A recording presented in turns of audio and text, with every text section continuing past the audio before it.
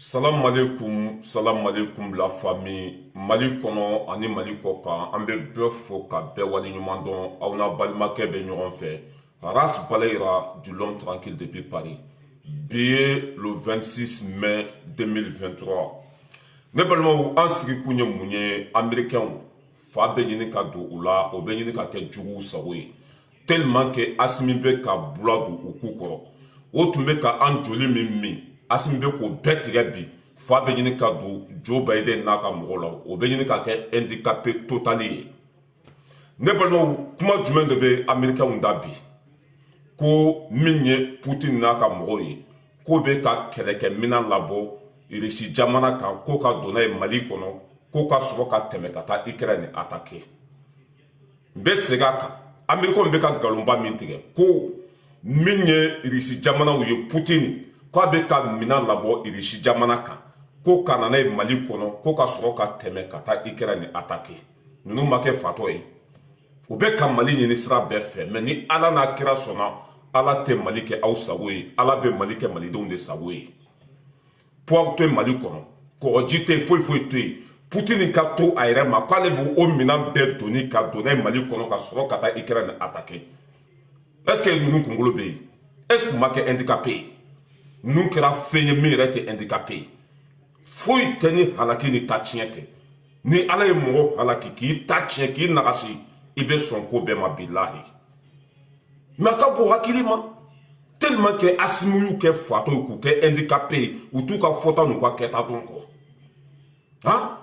Ukraine ani Russie fɔrɔsɛ t'o ni ɲɔgɔn cɛ dɛ. Ukraine bɛ Russie yɛrɛ de kɔnɔ. Ka bɔ Russie jamana kan ka don Ukraine kɔnɔ ɲatugu ani ɲayɛlɛ.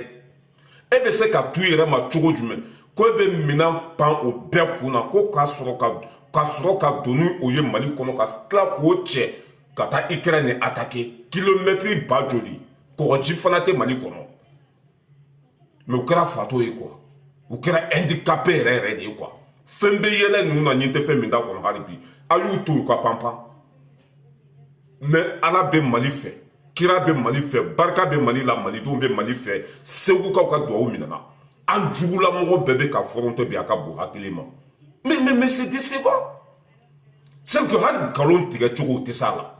tellement k'o bɛ ka Mali ɲini sira bɛɛ fɛ walasa ka nin fanga in bɔ yen ka sɔrɔ ka Mali ta ka di jugusagoden dɔ ma u k'an ka Mali ta tuguni ka taa ci u tɛgɛ kɔnɔ u ka an joli min o de baaraw bɛ ka kɛ bi o de hakilina b'u la bi tellement que Assimi bɛ ka Mali segin a danbe kɔnɔ an joli tɛ ka min jugusago ninnu bɛ mun de kɛ sisan Russie ni Ukraine ka kɛlɛ ko bɛna Mali da don a la ko Mali de bɛ ka Ukraine dɛmɛ e ni Ala na kira cɛ Poutine ka dɛsɛ fo ka taa jigi da Mali kan Poutine ka bin i y'a faamuya b'a la fo k'a ka kɛlɛkɛminɛnw bɔ Russie jamana de kan ka don n'o ye Mali kɔnɔ ka sɔrɔ ka taa Ukraine attaquer Poutine tɛ siran aw ɲɛ aw tɛ se Poutine na a se t'aw ye ka Russie kɛlɛ bi n'a se tun b'aw ye sisan b'a sɔrɔ aw ye Russie bɔra la komi a ye Afrique ci cogo min na n'a se tun bɛ ninnu ye o ye Afrique ci cogo min na bilahi u tun bɛ Russie fana ci o cogo la mais a se t'u ye a dabali t'u ye a Mali bɛ ka ɲini sira sugu bɛɛ fɛ o bɛ fɛ ka kɛlɛ cogo sɔrɔ Mali la sira sugu bɛɛ fɛ fɛn min tɛ tiɲɛ ye fɛn min yɛrɛ tɛ don mɔgɔw kunkolo kɔnɔ fɛn min yɛrɛ tɛ se ka kɛ quoi o de nkalonfin bɛ ka taa bi ka nɔrɔ Mali la ko Poutine bɛ k'a ka minɛnw ladon Mali kɔnɔ ka sɔrɔ k'o minɛn kelen ninnu cɛ ka taa n'u ye Ukraine mais non mais ne yɛrɛ bɛ ka miiri nin kuma in na quoi a tɛ se ka don kunkolo la quoi mais ni Ala banna mɔgɔ la i bɛ sɔn nkalontigɛ bɛɛ ma ni Ala ye mɔgɔ halaki i ka fɔta ani ka kɛta i t'a dɔn tuguni o de kɛra américains ni faransɛw ta ye tellement que Ala bɛ k'u malo don o don Ala bɛ k'u ta tiɲɛ c'est à dire hali nkalon tigɛ cogo o tɛ s'a la tuguni quoi hali manipulation o tɛ s'a la nin bɛ jɔ jɔn de kunkolo kɔnɔ jɔn de bɛ nin ta nin bɛ passer cogo jumɛn mais c'est honteux c'est faux c'est archi faux mais billahi n bɛ n kali Ala la Ala min ka bon n ka kalili ma Assimi bɛ cogo min na bi wallahi foyi tɛ se Assimi na billahi n bɛ n kali Ala la maliyɛn den bɛ k'i hakili sigi Assimi bɛ cogo min na bi n'i ko i bɛ Assimi bɔ fanga la i bɛ tagama maliyɛn den bɛɛ de su kan n'i ko i bɛ Assimi bɔ yen bi i bɛ maliyɛn bɛɛ de faga a tɛ se ka passer yɛrɛ a tɛ passer aw bɛ nkalonba tigɛ ni juguya ni kodɔnbali denya de la k'a ɲɛsin Mali ma. Ukraine bɛ Russie kɔnɔ. Ukraine ni Russie frontière yɛrɛ tɛ a bɛɛ jamana kelen. Olu ka nin minanba in donni ka bɔ Russie jamana kan k'o b'o ladogo ka don Mali kɔnɔ ka sɔrɔ ka bɔ ni o minɛn Mali kɔnɔ ka taa Ukraine attaquer. O dépense yɛrɛ i y'a faamuya bala o bɛ kɛlɛkɛminɛn joli de Russie ma. O bɛ Russie population joli balo. A bɛ hɛrɛ joli lase Russie jamana ma. Vous croyez que nous sommes quoi? Nous ne sommes pas bêtes. Caya kɛ Ala kama hali mani mais Ala de banu la quoi. Ni Ala bana mɔgɔ la bila hali manipulation kɛ cogo tɛ s'a la. Hali nkalon tigɛ cogo ça veut dire Ala b'i lebu de quoi ka to k'i bila fɔbali fɔ ni nkalon tigɛ ni juguya fin na quoi. Ala ye mɔgɔ min bonya ni k'i b'a dɔgɔya i bɛ bila fili de kɔnɔ sanga ni waati bɛɛ ka kuma fɔ kuma minnu b'i mago sa ka kuma fɔ kuma minnu b'i ta tiɲɛ o de kɛra Américains ta ye. Ewa juguya fɛn fɛn bɛ diɲɛ kɔnɔ Amérique de b'a bɛɛ kɔfɛ jamana fɛn fɛn cira Amérique de b'a kɔfɛ a bɛɛ kɔfɛ hali Faransi bɛ ka binni min kɛ anw kan u fa ye Amérique de bɛ k'u pousser k'u bila farafin jamanaw la Ala bɛ to k'aw sago kɛ fo ka taa diɲɛ dugukolo meleke an sera terminus de la Poutine tɛ ka minɛn bila ka taa Mali kɔnɔ ko ka taa Ukraine attaquer n'a ye Poutine ma dɛsɛ a ma bin a ma halaki fo ka se au niveau la k'a bɛ siran aw ɲɛ ko ka minɛn latɛmɛ Mali fɛ ka sɔrɔ ka taa Ukraine attaquer. Oui, n'aw bɛ se mɔgɔ min na ni mɔgɔ min bɛ siran aw ɲɛ mais mɔgɔ min tɛ siran aw ɲɛ aw tɛ se a la barika b'a la ka tɛmɛ aw kan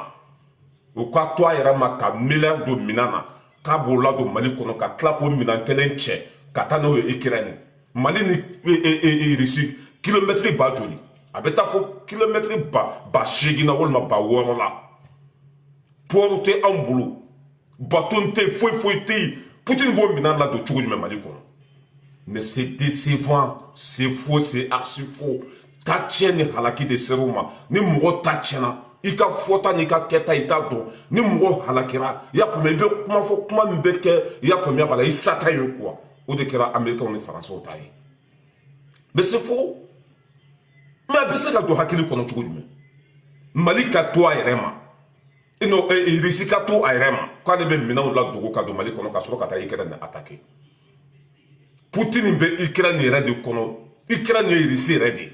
a bɛ minɛn labɔ i y'a faamuya bala Russie jamana ka direct ka ɲɛsin Ukraine ma an bɛɛ ɲɛ b'a video la an bɛɛ ɲɛ b'a ja la n ye nin video fɔ n ye nin kuma fɔ a bɛ kalo 2 bɔ n ye nin kuma fɔ n ko minɛn min bɛ ka don Mali kɔnɔ bi bilahi ko ni Ala ma fara n kan k'u bɛna nkalonfin de ta ka nɔrɔ an na n ko Assimi bɛ ka minɛn min san bi tellement que Mali avenir bɛ ka dilan Mali lakana bɛna sabati barika bɛ Mali la n ko i b'a ye n ko bɛna nkalon dɔ ta ka nɔrɔ an na n ko n'Ala ma fara n kan u b'a fɔ k'an bɛ ka taa nin minɛn feere de walima an bɛ ka nin minɛn di mɔgɔ wɛrɛ de ma walima an bɛ ka Russie dɛmɛ de n ye nin fɔ n ka video kɔnɔ a bɛ kalo 2 bɔ n ko Assimi bɛ ka minɛn min san bila n'Ala ma fara n kan k'o bɛ nkalon da an na a dɔ tɛ nin porte Mali la bateau t'an bolo sira tɛ Mali ni Russie cɛ. E ni Ala na kɛ a cɛ Poutine ka dɛsɛ ka miliyari don kɛlɛkɛminɛn na ka tila k'o don bateau kɔnɔ ka n'o latɛmɛ Mali kɔnɔ ka tila ka taa n'o ye Ukraine dun ni Russie bɛɛ jamana kelen de frontière yɛrɛ t'o ni ɲɔgɔn cɛ mais hakili tɛ se ka taa kɔ a tɛ se ka don hakili la kɔ mais c'est faux mais foyi tɛ ni ta tiɲɛ tɛ foyi tɛ ni halaki tɛ ninnu c'est que ninnu sera dɛnɛ de ma quoi kulu sera cɛncɛn ma c'est que solution foyi tɛ a la fo k'u ka malo di fo ko Ala k'u ta tiɲɛ k'u nagasi k'u y'a faamuya bali k'u kɛ yoko 2 ye o waati de sera o de la u ka fɔta ani kɛta u t'a dɔn tuguni hali nkalon tigɛ cogo o tɛ se a la mais Mali ye kulu de n'i binna k'a b'i bo tigɛ n'a binni k'a b'i bo fara foyi tɛ se Mali la bi wa hali a siran tɛ don anw kunkolo kɔnɔ anw c'est que ne ɲɛkɔrɔ a bɛ komi wulu bɛ ka kule sugu bɛ jɔ a bɛ komi wulu bɛ ka kule sugu bɛ jɔ an ɲa bɛ dɔw la k'o ye sanction da an ka mɔgɔ 2 kan an ka sɔrɔdasi ɲɛmɔgɔ 2 kan ko visa tɛ d'olu ma ka taa Amérique tuguni depuis ninnu sigira ninnu voyagera de aw de mago bɛ Mali la Mali mago tɛ aw la depuis ninnu sigira u ma bɔ Mali da fɛ aw de bɛ sugu aw nɔfɛ aw de ka ambassadeur ni aw ka ɲɛmɔgɔ de bɛ su ni tile Mali kɔnɔ mais depuis ni ɲɛmɔgɔ ninnu sigira u ma bɔ Mali da fɛ aw ka visa tɛ dɛ a ye kogo jɔ dugukolo sanfɛ fo kaba nɔgɔ la anw ka ɲɛmɔgɔ si tagatɔla tɛ Amérique anw ni Russie de tɛgɛ bɛ ɲɔgɔn bolo an bɛ taa Russie jamana de kan an tɛ taa Amérique an bɛ taa mun fɔ Amérique an bɛ taa mun fɔ ye wa ninnu ɲɔgɔn kafiri den tɛ diɲɛ kɔnɔ o bɛ balo mɔgɔ sogo de la o tun bɛ k'an fa n'an baw faga k'an ka jamana ci Asimi nana o dabilala min kɛ o de bɛnnen t'u ma u bɛ se k'anw kɛlɛ cogo jumɛn fo k'u ka nkalon de ta ka da anw na e t'a dɔn ninnu binna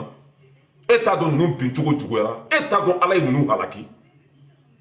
Poutine ka siran aw ɲɛ ka minɛnw ladogo ka don Mali kɔnɔ ka sɔrɔ ka taa Ukraine attaquer Poutine ka dɛsɛ ka halaki fo ka siran aw ɲɛ ka tila ka minɛn de labɔ Irisi jamana kan ka na n'a ye Mali kɔnɔ ka sɔrɔ ka taa Ukraine Mali ni Ukraine kilomètre b'a joli wari min bɛ don o la a bɛ mɔgɔ joli bali Irisi jamana kan a bɛ hɛrɛ kɛ mɔgɔ joli ye mais c'est faux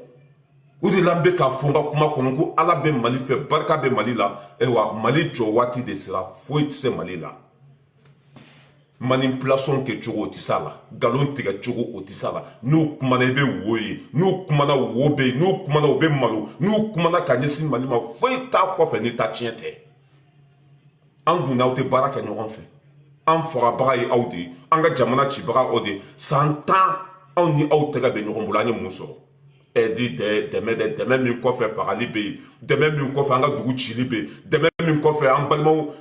joli bɛ ka bɔ dɛmɛ min kɔfɛ basigi tɛ yen an jɛra o dɛmɛ kɔ bi an jɛra o dɛmɛ kɔ sini an t'a dɛmɛ fɛ bi an t'a fɛ sini a b'an sɔn tasa min kɔnɔ a y'a ju sɔrɔ an ni aw tɛ tuguni an mago bɛ an balimaw ka lafiya de la an mago bɛ an balimaw ka basigi de la an mago bɛ an balimaw ka lakana de la an ni aw tɛgɛ bɛ ɲɔgɔn bolo depuis fɛtɛlɛba tile ni tɔɔrɔ tɛ an ma foyi sɔrɔ a maa si tɛ fɛ i fa ka sa maa si tɛ fɛ i ba ka sa maa si tɛ fɛ i ka kabila ka sa an mago bɛ hɛrɛ de la nin sen mɔgɔ si tɛ se k'o hɛrɛ bali o hɛrɛ donna Mali kɔnɔ mɔgɔ si tɛ se k'o hɛrɛ ta ka bɔ Mali kɔnɔ Mali sera terminus de la nin fanga in fana an b'a kɔ parce que an ka hɛrɛ b'a bolo nin fanga in an b'a fɛ parce que a nana a y'an jigi fa a y'an jigi tugu a ye aw ɲɛji cɛ mɔgɔ mɔgɔ k'i bɛ bila la Ala b'i malo i ɲɛ t'a la o bɛɛ bɛ ka malo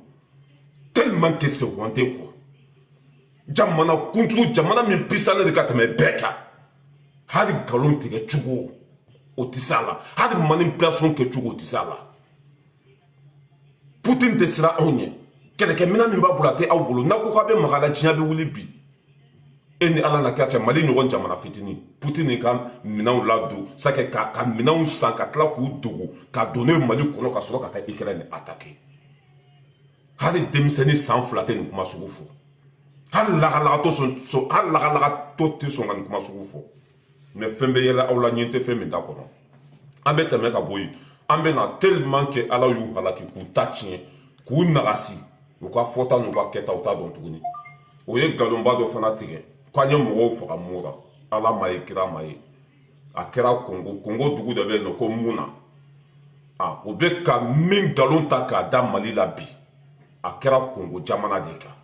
Ala n ko Ala bɛ Mali fɛ kira bɛ Mali fɛ barika bɛ Mali la segukaw ka dugawu minɛna foyi tɛ se Mali la bi la hali ni mɛlɛkɛw de b'i kɔlɔsi i tɛ se ka foyi kɛ Mali la bi bilahi n kali Ala la foyi tɛ se ka kɛ Mali la bi fɛn min tun ka gɛlɛn an ka fara fɛn min tun ka gɛlɛn n'a y'a sɔrɔ jamana kɔnɔden fanba tun tɛ nin ɲɛmɔgɔ fɛ solution tun bɛ se ka sɔrɔ nin ɲɛmɔgɔ ninnu ka ko la mais Mali bɛɛ b'u kɔ Mali bɛɛ b'u fɛ i bɛ t'i kun fara kogo kun wa ko an ye population de faga Mura an ko k'u ka na ni dalu ye u nana ni dalu min ye a kɛra Kongo jamana de kan Ala bɛ Mali fɛ barika bɛ Mali la i y'a faamuya b'a la Mali jɔra ka ban pewu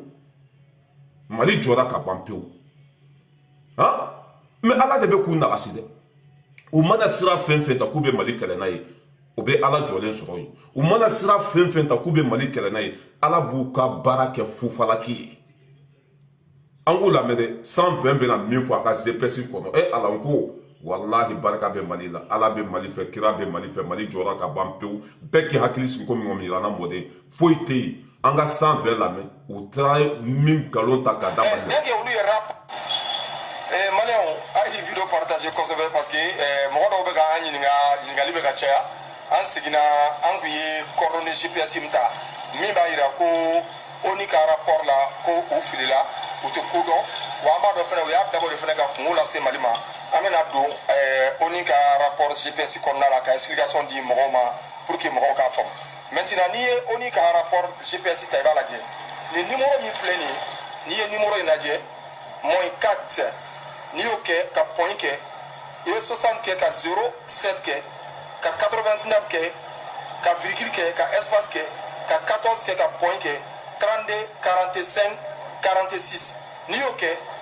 i b'a sɔrɔ i ka GPS i y'o de composé i b'o kɛ GPS kɔnɔ i b'a ye automatiquement GPS mana écran bɔ i b'a essayer ka écran dɔgɔya nin cogoya la ni écran dɔgɔya nin cogoya la a bɛ na sigi nin yɔrɔ in kan juste n'a sigira nin yɔrɔ in kan i b'a sɔrɔ nin coordonnée kelen de b'o sanfɛ bon coordonnée kelen o de filɛ nin ye yan c'est pour vous montrer que ko u y'a fɔ ko mura tɛ u ye dugu min coordonnée ta ka na sigi an ka mura kan mura tɛ mona de don maintenant Mali yɛrɛ tɛ RDC Congo de don maintenant ne tɛ minɛ k'a lajɛ ni RDC Congo dugu min filɛ nin ye tan Mbanza Mona min filɛ n'i ye coordonnée GPS lajɛ u bɛ k'a fɔ ko o de ye Mali ye o tɛ Mali ye a ye nin vidéo partager kosɛbɛ c'est très important maliyɛnw ka nin yɔrɔ dɔn k'a dɔn ko nkalon min dara an na a kɛra sababu ye bi Nations Unies na u ka experts u y'u bɛɛ interpellé u bɛ k'u ka experts bɛɛ bagabaga mais experts ninnu b'a la k'u bɛ solution ɲini ka nkalon in da Mali kun mais tant que olu ye rapport labɔ nkalon in tɛ se ka da Mali kun maliyɛnw ka nin vidéo partager c'est pour cela an seginna bi ka na ni yɔrɔ in yira aw la o de y'a to an minnu bɛ yen k'an ye fɛn in décortiquer mɔgɔ kelen m'a kɛ mɔgɔ fila m'a kɛ mɔgɔ tan m'a kɛ jama de jɛra ka baara in kɛ. Voilà an b'a lajɔ yan pour que vidéo kana janya aw yɛrɛ ye kuma bɛɛ lamɛn u bɛ ka nkalon min ta ka da Mali la k'an ye population de faga mura a ko yɛrɛ ma kɛ mura a kɛra Congo jamana de kan Congo dugu dɔ bɛ yen nɔ ko Muna o nkalon de bɛ ka ta ka da Mali kan bi. Ala bɛ Mali fɛ kira bɛ Mali fɛ segukaw ka dugawu minɛna foyi tɛ se Mali la bi u mana nkalon fɛn fɛn ta k'a da Mali la Ala yɛrɛ b'o nkalon ta ka bɔ Mali la i y'a faamuya b'a la k'u lebu bɛɛ ɲɛna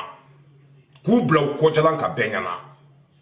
an ka to ɲɔgɔn bolo hali bi ka ɲɔgɔn minɛ ka nin ɲɛmɔgɔ ninnu suteni n'an tora ninnu kɔ an sago bɛ sɔrɔ mais n'an fara-farala an bɛ kɛ juguw sago ye hali bi an ka ɲɔgɔn minɛ kɛlɛ ma daminɛ fɔlɔ. O ye nin stratégie ta o b'a dɔn ko nin tɛna passer k'an ye mɔgɔ faga mura o bɛna mun wɛrɛ de kɛ tuguni i y'a faamuya b'a la ko Russie bɛ ka don ni minɛn de ye Mali kɔnɔ ko ka sɔrɔ ka taa Ukraine attaquer Ala ma ye kira ma ye tiɲɛ t'a la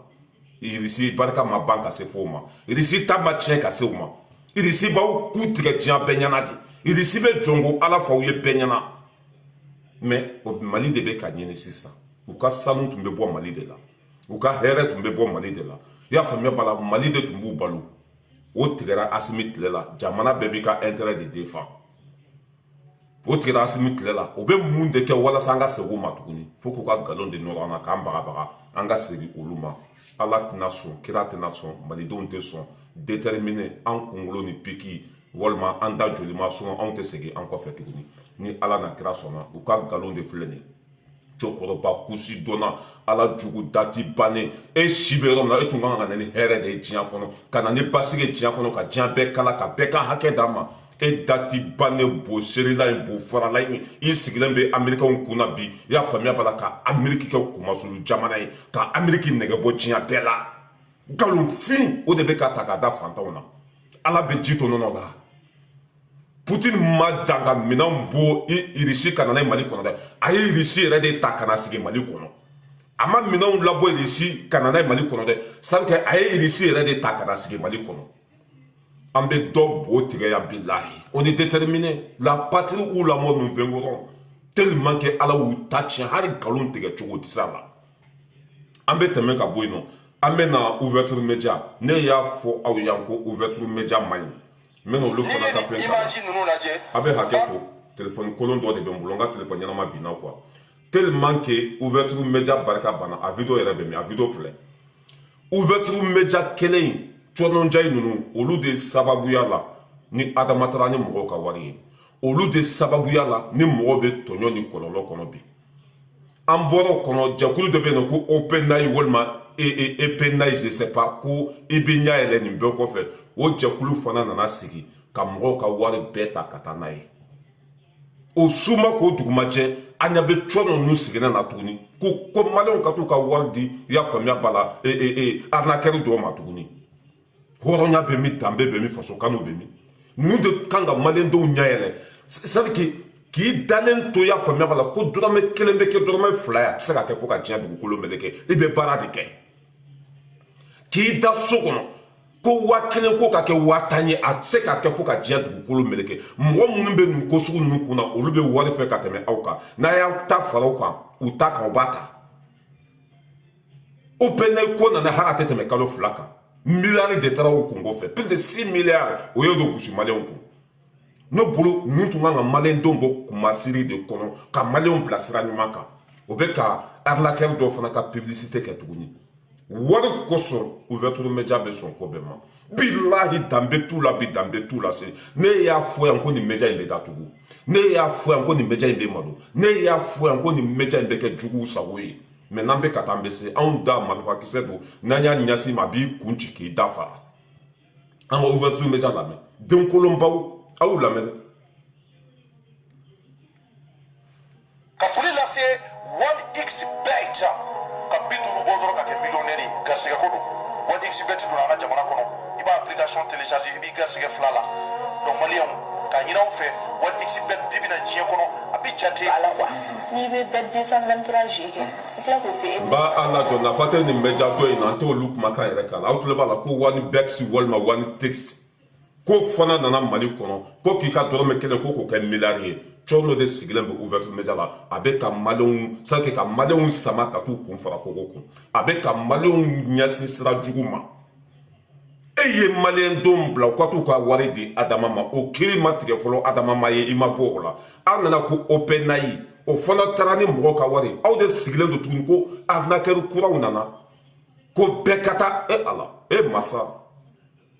n'a fɔra ko ninnu tɛ ko dɔn k'u tɛ mali fɛ ko danbe t'u la a tɛ nin ye wari kosɔn u yɛrɛ b'a dɔn ko fɛn min bɛ kɛ kɔlɔlɔ ye maliyɛnw ma fɛn min bɛ kɛ tɔɔrɔ ye maliyɛnw ma u bɛ ka maliyɛnw sama ka taa o sira de kan u bɛ ka maliyɛnw bila fili kɔnɔ u bɛ non bilahi ni ne ye n sigi quoi ka nin média in lajɛ quoi dusukasi bɛ ɲini k'an faga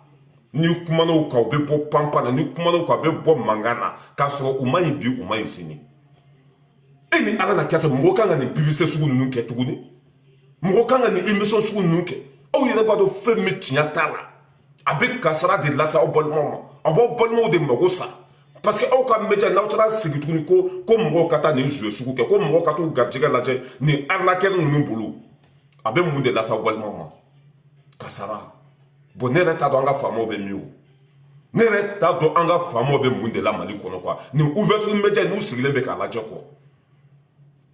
mɔgɔ joli ka wari bɛ adama bolo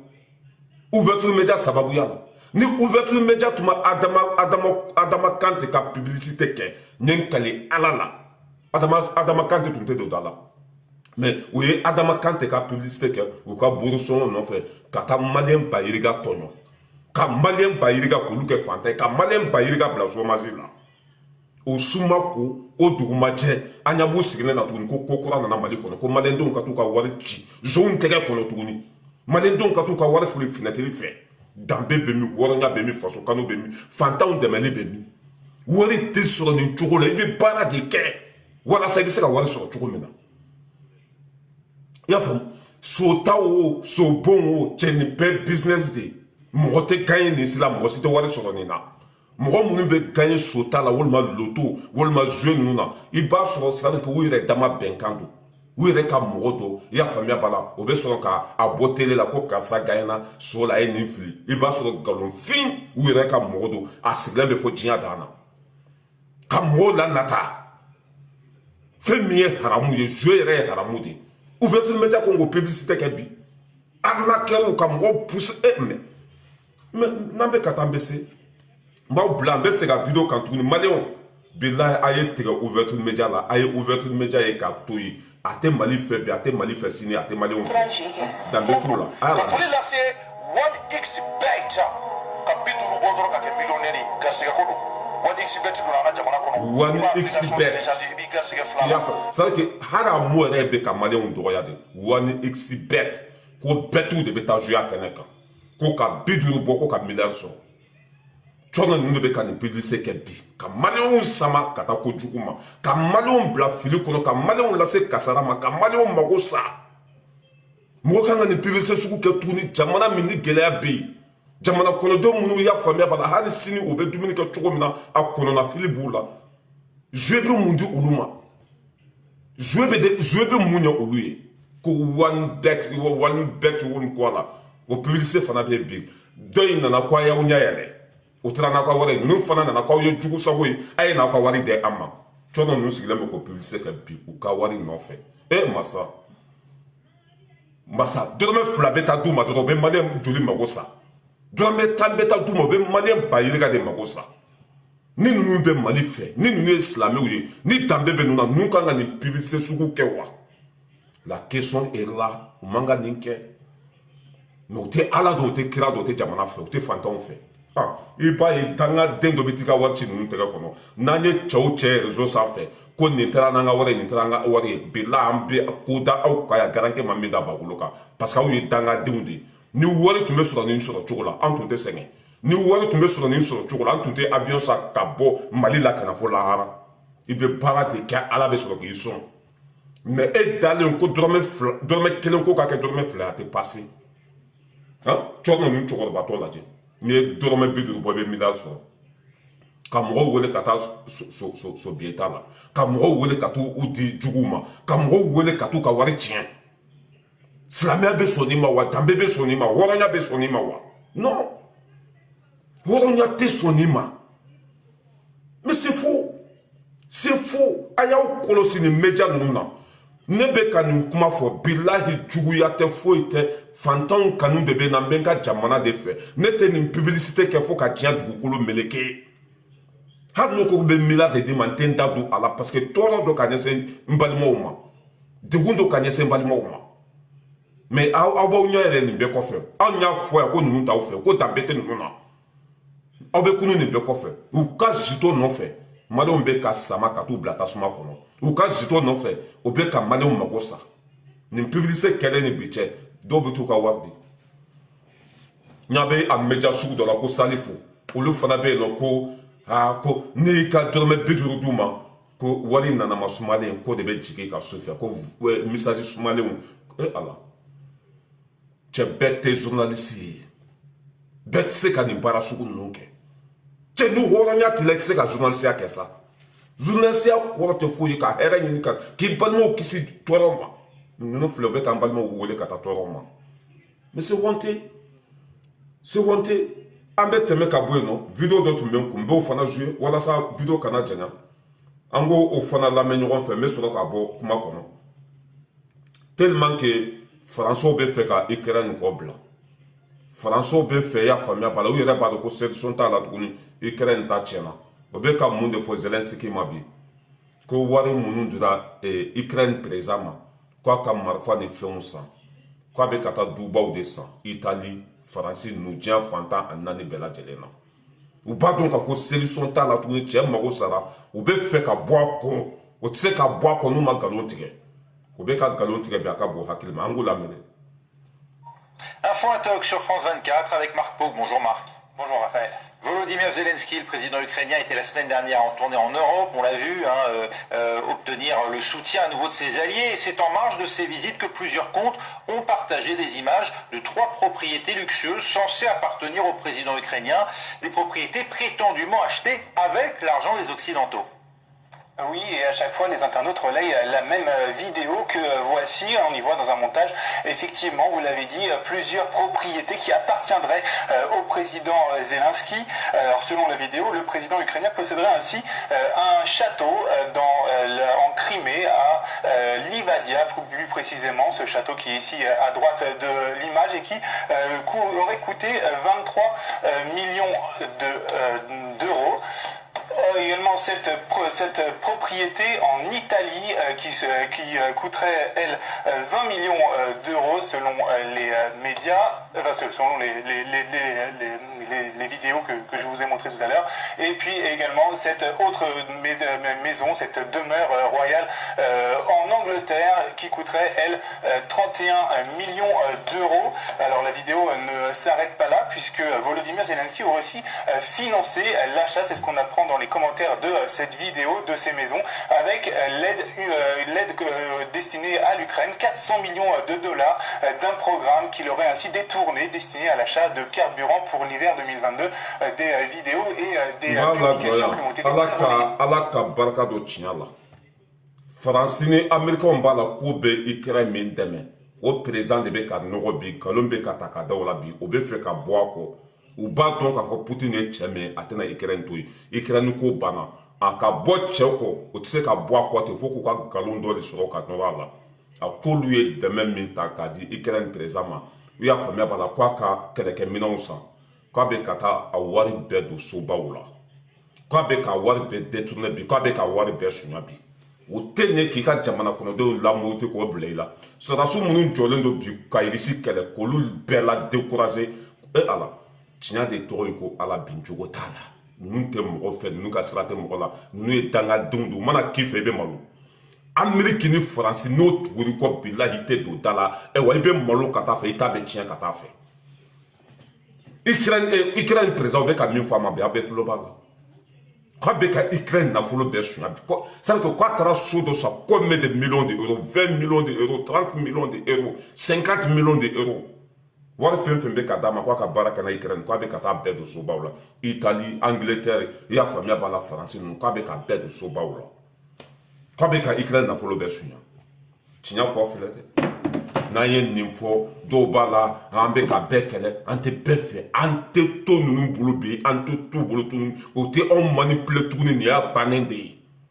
an yɛrɛ bɛ se k'an ka fɛn bɛɛ k'an yɛrɛ n'an k'u ma k'u tɛ ala don u tɛ kira don a dɔ tɛ nin o ye wari min di cɛ ma i y'a faamuya b'a la a kɛlɛ ma wolo hɛrɛ la i kira ni irisi b'a bunte de diyagoya irisi b'a ci de ka tila k'a jɔ solution t'a la o tɛ se ka bɔ cɛ kɔ cogo dɔ la mun de bɛ ta ka nɔrɔ a la sisan k'a ye faso nafolo bɛɛ suɲɛ k'a bɛ ka taa dubaw jɔ fan bɛɛ fɛ i ɲɛ tɛ nin dangaden ninnu kɛ cogo la i ɲɛ tɛ nin hɔrɔnkolo ninnu kɛ cogo la an bɛ aw bila yan hakɛto bɛ kuma kɔnɔ wasalamu merci beaucoup